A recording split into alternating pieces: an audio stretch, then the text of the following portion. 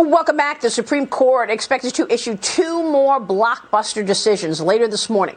One of them deciding the power of unelected government officials to implement policies impacting all Americans, which we've seen a lot of this last year and a half. West Virginia versus the Environmental Protection Agency will determine the EPA's authority to force major climate regulations on power plants. Joining me right now is West Virginia Attorney General Patrick Morrisey. And AG Morrisey, it's great to see you this morning.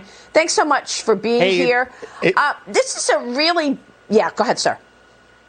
No, it's great to be here with you. Thank you. This is a really big day if you're an American who cares about the future of energy and if you care about separation of powers and the administrative state. Yeah, and I mean, this has been a whole of government approach to this climate agenda. We see the Securities and Exchange Commission coming out with new rules for all companies to follow with regard to climate change. We see every agency talking about risks to climate change. Tell me what you're expecting from today's ruling and what that will mean for all these unelected officials coming out with new rules as they have been for the last year and a half. Absolutely. I think there are a couple of big things that could be in store for today.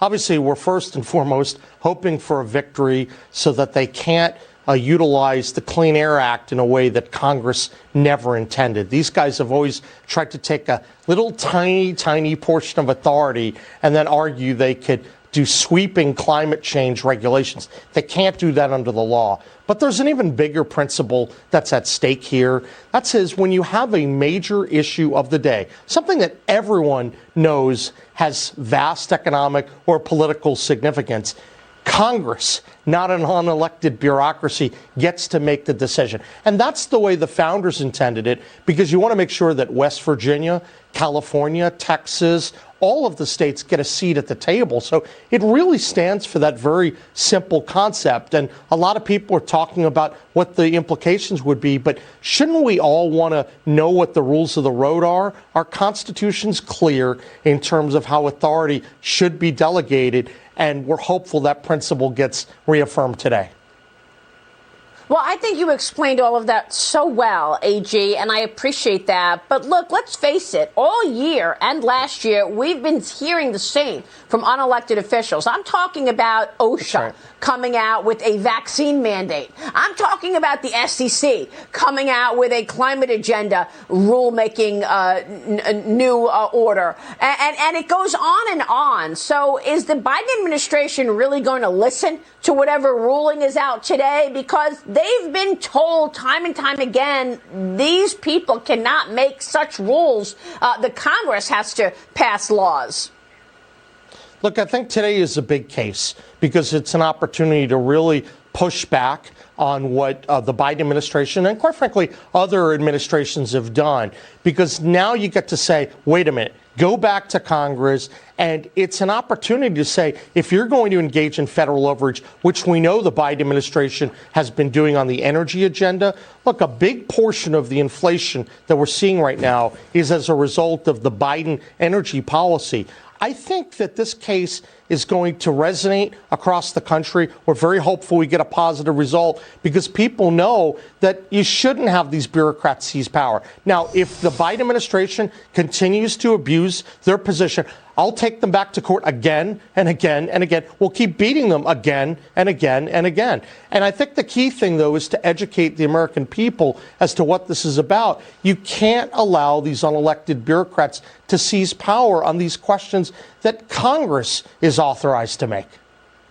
Yeah, well, you've been on the front lines of this, you and the other AGs of this country, suing this administration for just that. It reminds me of the crisis on our southern border, okay? The death toll is now at 53.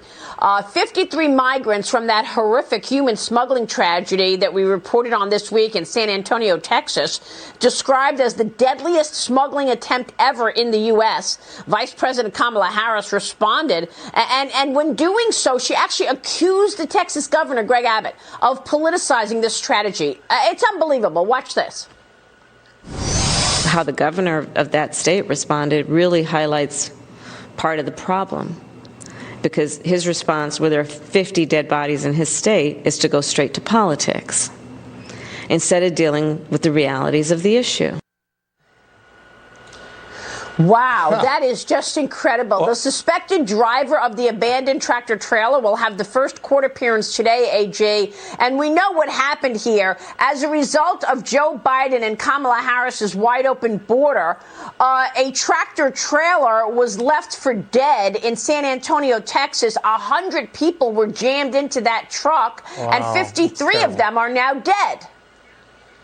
Look, Maria, I think we were down at the border. About 12 of us were there back in January. And if there's an issue that needs to be focused on, it's the Biden administration's utter lack of care about what's going on. Not only the people flooding across the border and the federal government doing everything it can to fight the states that are trying to actually protect their citizens, but we learned back then that the Mexican drug cartels making over 100 million a week.